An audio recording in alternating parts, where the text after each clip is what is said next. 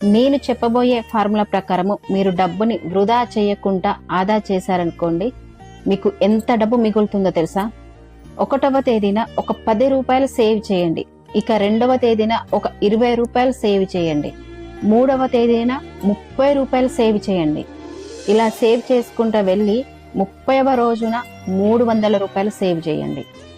ఇక 31వ తేదీన 310 రూపాయలు సేవ్ చేయండి.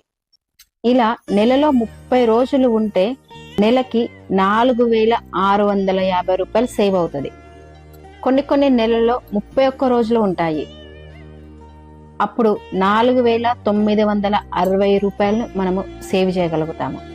ఇదే ఫార్ములాని మీరు 1 సంవత్సరానికి యూజ్ చేశారనుకోండి, అప్పుడు మీరు 55,800 రూపాయల వరకు సేవ్ చేసుకోవచ్చు సింపుల్గా. అప్పుడు అదే డబ్బును మీకు ఏదైనా ఎమర్జెన్సీ ఉంటే మీరు యూజ్ చేసుకోవచ్చు. లేకపోతే ఏదైనా బంగారం రూపంలోనో లేకపోతే ఎందులోనైనా ఇన్వెస్ట్మెంట్ చేయడమో చేస్తే ఎంత డబ్బు మనం ఆదా చేయొచ్చు చెప్పండి.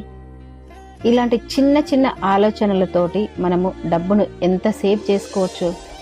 కష్టపడి డబ్బు సంపాదించడమే కాదు, సేవ్ చేయడం అనేది చాలా ఇంపార్టెంట్.